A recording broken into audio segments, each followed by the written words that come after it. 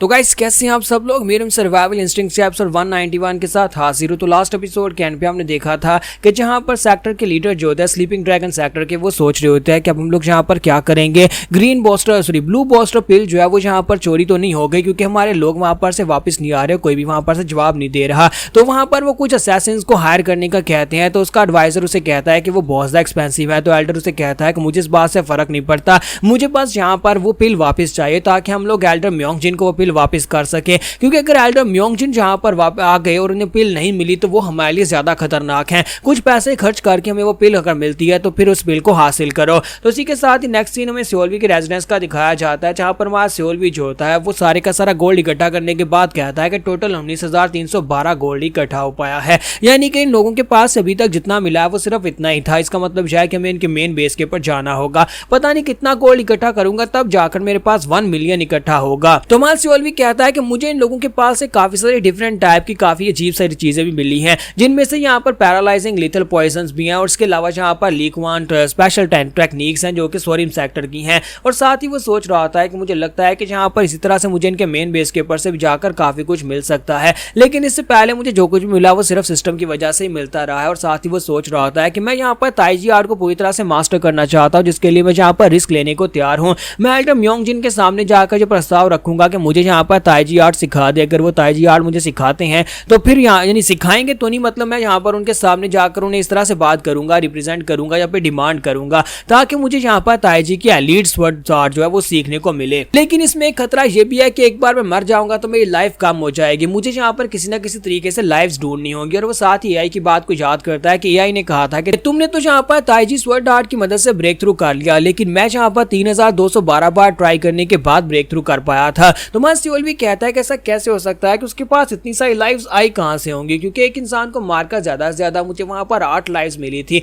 उसने कितने लोगों को मारा होगा तब उसके पास 3,212 लाइव्स आई होंगी। तो मुझे लगता है कि यहाँ पर इसके पीछे कोई एक ही बात हो सकती है और वो बात ये हो सकती है कि इन्फिनिटी, यानी कि यहाँ पर लाइव्स के लिए इन्फिनिटी हो सकती है। अगली बार जब एआई को बुलाऊंगा तो उससे पूछूंगा क्या वाकई में यहाँ पर सिस्टम के अंदर कोई ऐसा भी सिस्टम है जिससे मैं यहाँ पर इन्फिनिटी हासिल कर सकता हूँ और मैं मरूं नहीं, यानी कि मुझे यहाँ पर इन्फिनिट नंबर ऑफ लाइव्स मिल जाए। तो सियोलवी जो होता है वो कहता है कि फिलहाल तो यहाँ पर इस सवाल का जवाब मिलने से रहा। और साथ ही दरवाजे पे नॉक होती है तो मुगी वहां पर आता है। तो मुगी भागता हुआ अंदर आता है और उसे कहता है कि बॉस मैं यहाँ पर तुम्हें कुछ बताने के लिए आया हूँ। वो बंदे ने बिल्कुल ठीक कहा था जिसने हमसे कहा था कि यहाँ पर एल्डर जो है वो आने वाले हैं उस ब्लू सोरिंग पे, क्या नाम था उसका, ब्लू बॉस्टर पिल को लेने के लिए। तो मां सियोलवी से कहता है कि इसका मतलब यह है कि ब्लू बॉस्टर पिल जो है वो नहीं की, यानी वुडैंग सेक्टर के लोगों की है और वो लोग यहाँ पर इस पिल को लेने के लिए जरूर आएंगे। सियोलवी से कहता है कि मैं चाहता हूँ कि तुम यहाँ पर सोंगवा के साथ रहो और उसकी प्रोटेक्शन की जिम्मेदारी तुम्हारी होगी। मुझे लगता है कि स्लीपिंग ड्रैगन सेक्टर का एल्डर किसी ना किसी को जहां पर जरूर भेजेगा हमें नुकसान पहुंचाने के लिए या फिर इस मसले को इन्वेस्टिगेट करने के लिए।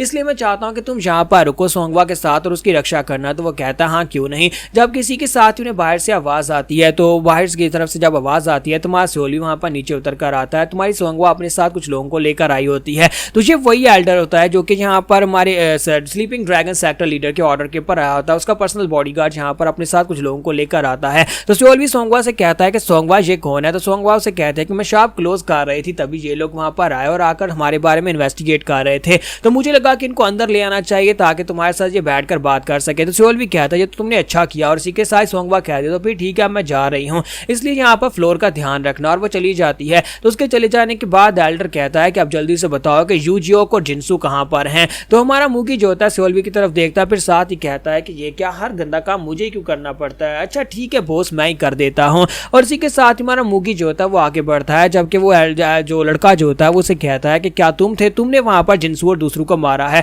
तो वो उसे कहता है हाँ मैंने उनको मारा। तो तुम मेरा क्या उखाड़ लोगे। तो वो उसे कहता है कि मैं तुम्हें मार डालूंगा। मैं जहां पर तुम्हें मारने से पहले तुम्हें क्रिपल करूंगा और उसके बाद तुम्हें जहां पर से लेकर जाऊंगा अपने एल्डर के पास, अपने सेक्टर लीडर के पास। हमारा मुगी उसकी बात सुनने के बाद जंप करते हुए उसके ऊपर पहुंच जाता है, वहीं पर से जाकर उसे किक मारता है और उसे कहता है कि हाँ मैं तो बहुत ज्यादा डर गया। तो जैसे वहां पर उस लड़के को किक पड़ती है अपनी तलवार के साथ उस किक को ब्लॉक करने की कोशिश करता है, लेकिन मुगी वहीं पर से घूमकर फिर से उसे किक मारता है, जिसकी वजह से वो लड़का उड़ता हुआ पीछे जाकर गिरता है। जब वो पीछे गिरता है तो हमारा मुगी कहता है कि ये क्या तुम यहाँ पर एक बेबी की तरह ग्राउंड के ऊपर क्यों गिर गए हो, जल्दी से उठकर खड़े हो जाओ, तुम तो यहाँ पर पकड़ने के लिए आए हो। तो जैसे वो लड़का जो होता है उठकर खड़ा होता है और कहता है कमीने कहीं कि मैं तुम्हें नहीं छोड़ूंगा। हमारा सियोलवी अपने प्रेशर को रिलीज करता है और उसे कहता है क्या तुम एक बेवकूफ हो, क्या तुम्हें दिखाई नहीं दे रहा कि हम लोगों की पावर लेवल तुमसे बहुत ज्यादा है, इसके बावजूद क्या तुम यहाँ पर पर मरने के लिए इस फाइट को कंटिन्यू करना चाहते हो। तो वो लड़का बहुत सा घबरा जाता है और कहता है कि मुझे यहाँ पर से जाने दो, लेकिन इसी के साथ ही वहां पर कोई चीज उसकी बॉडी के आर पार हो जाती है और वो लड़का वहीं पर मर जाता है। तो पीछे से दो लोग निकल कर आते हैं, वो दोनों असैसिन्स होते हैं जिनको यहाँ पर सेक्टर लीडर ने भेजा है।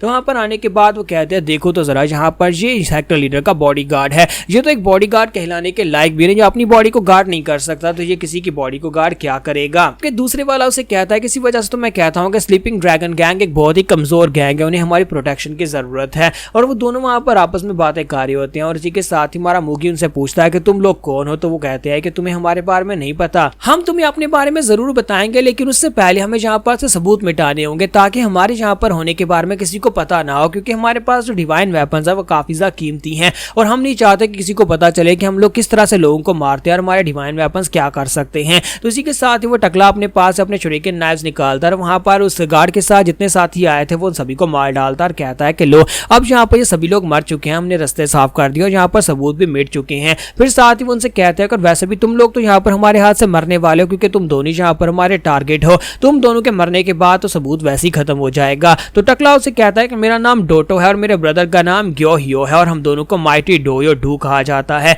तो हमारा मुगी उनसे कहता है कि मैंने यहाँ पर इस तरह का घड़िया नाम पहले कभी नहीं सुना, तो क्या तुम लोग वाकई में यहाँ पर स्ट्रॉन्ग हो। तो वो लोग कहते हैं कि हाँ, हम लोग म्यूरम के टॉप 100 में से हैं, यानी कि यहाँ पर म्यूरम के अंदर टॉप 100 स्ट्रॉन्गेस्ट की रैंकिंग है और हम दोनों का नाम भी उस रैंकिंग में है। टोमास शेल्बी से कहता है कि स्लीपिंग ड्रैगन गैंग के एल्डर ने तुम लोगों को यहाँ पर भेजा है। तो वो से कहता है कि हाँ, यहाँ पर उन्होंने हमें भेजा है। तो शेल्बी कहता है लेकिन तुम्हें हमसे चाहिए क्या। तो एल्डर उसे कहता है कि हमें तुम्हारे पास से ब्लू बॉस्टर पिल चाहिए, हमें यहाँ पर क्लियरली कहा गया है कि जो भी रास्ते में आए उसे मार डालना और उस पिल को वापस लेकर आना है। टोमास शेल्बी मूगी से कहता है मूगी तुम जहाँ पर स्पाई की हेयर वाले को संभालो, टकले वाले को मैं संभालता हूँ। और साथ ही उसे कहता है कि तुम्हें फुल पावर्स को यूज करना होगा। तो मूगी कहता है क्या वाकई मुझे फुल पावर्स को यूज करना पड़ेगा, क्या वो इतना स्ट्रॉन्ग है। टोमास शेल्बी से कहता है कि हाँ, मुझे लगता है कि तुम्हें एक्स्ट्रा केयरफुल रहने की जरूरत है। हाँ, वो देखने में इतना स्ट्रॉन्ग तो नहीं लग रहा, लेकिन इसके बावजूद उसके पास कुछ ज्यादा ही अनयूजुअल वेपन्स हैं, यानी कि उनके वेपन्स कुछ ज्यादा ही खास हैं, इसी वजह से तुम्हें यहाँ पर बहुत ज्यादा खास रहने की जरूरत है। तो शेल्बी से कहता है कि मुझे यहाँ पर लगता है कि ब्लू बॉस्टर पिल इन लोगों के हाथ नहीं जानी चाहिए, इसके लिए मैं यहाँ पर उस टकले से फाइट करूंगा।